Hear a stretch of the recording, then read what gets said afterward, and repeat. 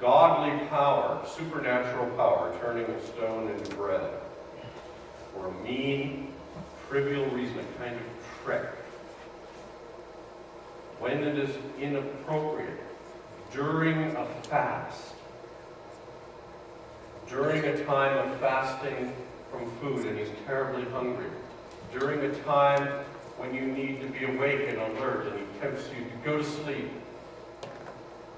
take some rest, take off time, don't pay attention, go here, go there. The devil tempts you away from what you are to use your spiritual gifts for, or away from the proper time to use them. The devil urges you to misuse your God-given gifts, your intelligence, your abilities, your talents, your energy, your time. The devil encourages you to waste them. Your life and time is to be used to God's purposes, serving Him and helping others. Much of contemporary life and technology isn't bad in itself. Computers, video games, social networking aren't necessarily bad in themselves.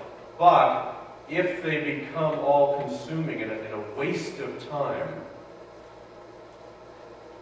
a waste of your life that could be used doing more important things, then they can actually be of the devil. They can be of Satan, drawing you away from what he has you to do to this addictive technology, and it can be as addictive as any drug. And you could say, as people say, well, it's my time, it's my business. I'm not hurting anybody, I'm just doing it myself. It's my business. No, it isn't. It's God's business. What you do after you come to Christ, what you do with your time and your body and your thoughts and your energy is not just your business, it's God's business, it's the church's business, it's others' business that He wants you to use your talents to serve others.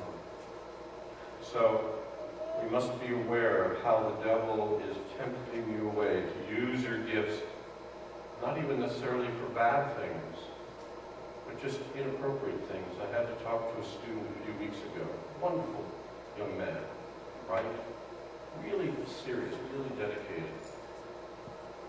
But he'd gotten off the track and gotten into all sorts of interesting creative activities, which weren't bad, they were good. But I had to call him in and say, you've got to take care of business. All these extra things you're doing are fine, but you're not doing your work. You're not coming to class. You're not doing your papers. You're not passing your exams. You're not being a student. You're supposed to be a student first. You've got to take care of business first. If you have time after that, you can save the world. But as a recent book we heard of from Stanley Fish, save the world on your own time. Give your time to God and your work into others. If you have time left over, you can save the world. But Christ already saved the world. So take care of business. And that's what Satan was trying to get Jesus off the track, to use his talents and gifts and miracles for silly things, for trivia. So that's a great temptation there in the desert and in our own time. Or if not led astray by distractions, by nonsense, the devil will tempt you as he did Jesus with power, with pleasure, with advantage, with money, for worshiping him, for doing evil, for doing the wrong thing, as it says in Matthew 4:8-9.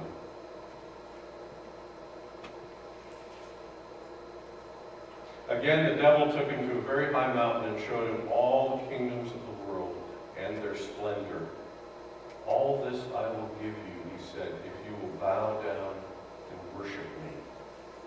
Now you may say, I've never been offered all the kingdoms